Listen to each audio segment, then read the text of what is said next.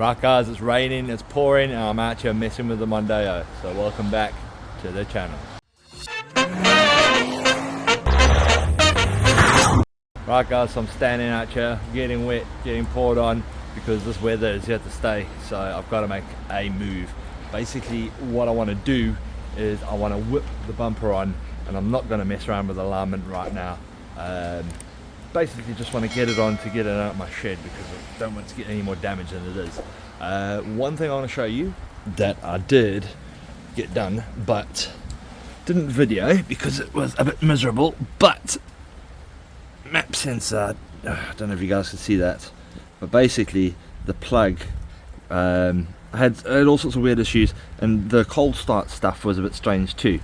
So after checking it out, I mean, it's something that realistically I could have spotted, and Sam could have spotted too, but it's not the kind of thing you look for.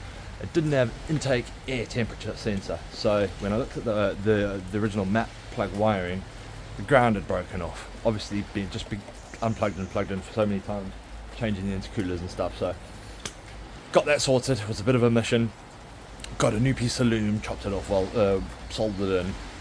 Yeah, you know the fun. So I'm just putting it off because I'm out here getting soaked.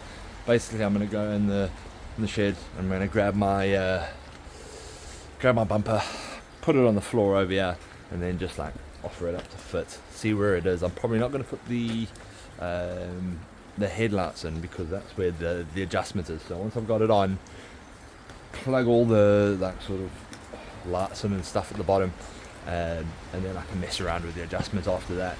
But yeah, let me get cracking on with that in this miserable weather. Okay, so after a bunch of rolling around and messing about, there it is, it's on. Now, it doesn't look entirely too terrible. Obviously, this is a weird colour, it shows up strange on camera if it's the first time you've seen this, but they always do look very blue, and the plastic of the bumper's the same at the back. But anyway, tracking on to what I was doing.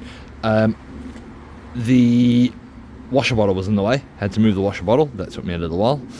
But I've just fitted up a headlight on that side, and there's a big gap underneath.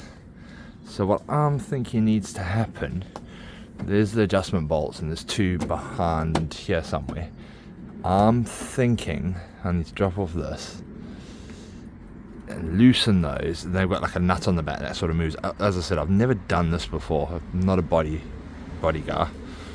So I remember before I fiddled with them, they were out quite a bit, and I thought, oh, that's a bit weird, and I put them all the way in. So that's where I've gone wrong. So I need to mess with that. But to be honest, it's at a point where I could just shove the lights in and get it done, and then drop these out afterwards. But I kind of want to get it right. I want to do it once, have it right, and not have to fuck about with it again, to be honest. I mean, the bumper does need to go in to the paint shop, because it is looking a bit manky. But yeah, I guess I got to make up my mind with what I'm going to do, whether I'm going to just get it on the road, whether I'm going to spend a while messing with it. So let me think. And we're back in again. So tried my best, messed with those adjustments, got it a lot better, let's say, and I would say this is sort of presentable. So it does have a little gap all the way around there, and there, but I'm pretty sure I remember it being a lot worse than that. So yeah, that's that done, all the front end back on. Next is the bottom tray. So I think I'm going to just put on the front part of the tray, not the actual back part that covers the engine, just for the little test drive. So if I do get any issues, I can see stuff like dripping or whatever, you know, if something blows up. But yeah, let me roll around in the mud and wet and horrible and do that then. Right guys, so I've been out here in the pouring rain, freezing my butt off, rolling around in the wet, but I've got now the under trays on. I had to do some modification to the under tray, so for some reason it looks like the new intercooler I got is a bit taller, so it pushes down on the tray. So done that. It is forcing my grill out a bit there, so I'm going to have to sort that out. But I'm at the place now ready to put my wheels on, and then I can drop it on the floor I do want to do another couple of things in the bonnet before I actually take it for a drive, but today's not the day for it, I would say. I'm going to whip the wheels on and drop it down, I think.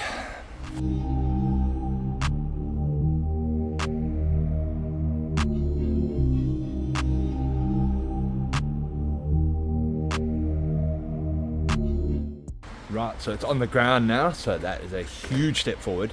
Hasn't been on the ground properly on its own for a couple of months now, so basically that opens up a world of opportunity for me, because now in this pouring rain I can just roll it into under the garage, fold the garage over and have a bit of cover, so theoretically I can get more done.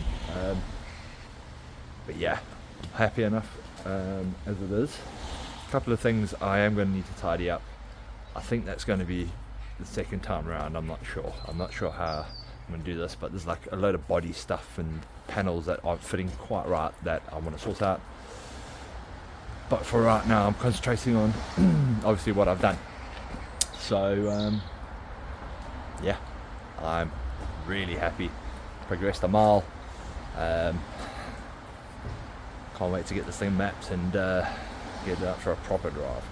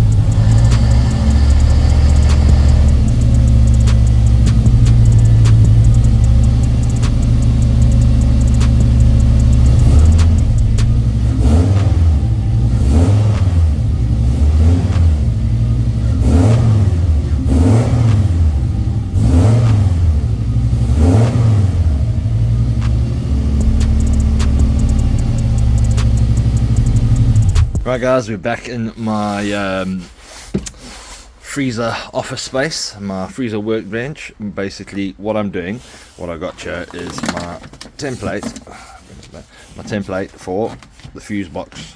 So this is what it's pretty much going to do. That is going to be bent up, that's going to be bent in, and it's going to be a bit longer, as you can see, so it's going to be up to there. So basically I'm getting that ready. I've rolled it in here underneath some cover.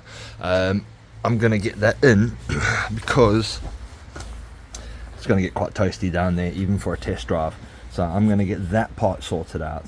The hoses, I'm a little worried, but I don't want to wrap them up in case anything does blow, because that's where all the water stuff goes. So it's going to be that side. There's going to be any issues, it's going to be there. So I don't want to cover that just yet. I think I can get away with that side being that far away from everything, and everything being wrapped in the heat shielding stuff. This side, of course, the big turbo blanket is here, but that's quite close to like my power wires and stuff, and I don't want anything bugging about there. So let me work on that, get that chopped up and in. And we're back in, finished with that heat shield on that side. So basically that's going to be protecting my fuse box and my catch can. Did manage to scratch up the bloody freshly painted catch can, but we'll be able to do that at a later stage. I'll just take it out and spray it. But yeah, that's that side done. Now I do want to heat shield this side, but as I said, I'm going to be taking it easy for now, so I don't really think I need to worry about that side until I'm actually going to be giving it some punishment. So I'm happy with this at the moment. The one thing we do need to do though is stick back on the number plate, because I'm not getting arrested going out there with without a number plate. So we are ready for a test drive. Right guys, so got the Mondeo warming up behind me. I'm about to go for my first test drive and session of logging. So I've got the computer sat next to me. As I say, just letting it warm up. I'm not going to go too far, just in case anything happens. I'm going to grab a bit of like tools and stuff just in case I break down. But catch me in the car in a few minutes. Right guys, so out and about on the Mondeo. I've let it get warm and stuff, and first impressions, feels good. I'm telling you what, this thing's going to be quick when it's done. I'm using like a quarter throttle, so I'm trying not to build any boost, and this thing just wants to go as soon as you get anywhere near like 3000 RPM. So I'm pretty happy. The clutch is quite different, the bar points is way higher, and as you can probably hear in here, it's way noisier. I have got the back seats down, so it will be a lot noisier than that. Yeah, I'm quite happy for a successful first drive. As I say, I'm busy logging at the moment, so just going to go to the end of this road again and then turn around, do my little sort of track, and then send the logs off to Sam and get it tuned a bit more for a bass tune. So successful and happy days.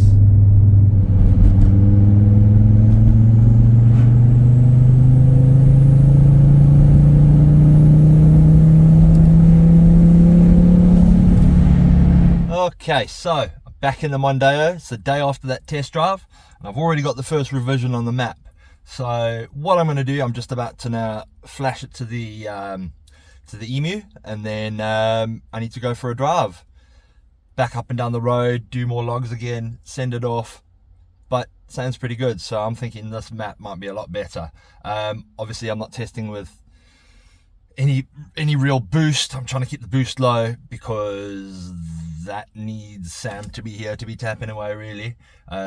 So my plan is to do a couple more sort of logging and potential revisions on the map, get it to a place where it's a base map where I can kind of drive it around, because then I'm going to drive it to Sam's and he's going to keep it for maybe a week. I think he's going to keep it for, because we're going to do a bunch of different blends of methanol in the tank. We're going to do a bunch of different testing. Well, he's going to do it, I'm going to support him morally, and then I'm going to pick it up and it's going to be a monster. So I'm not going to bore you with driving up and down and logging. I'm going to call this one here on a high note, on a successful note, and on a happy note, because I am stoked. It's driving really good.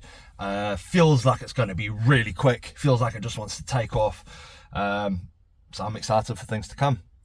But once again, thanks for joining me in this trip, joining me in this journey into the unknown. Yeah, share it around, drop a like, drop a comment, and I guess I'll see you in the next one.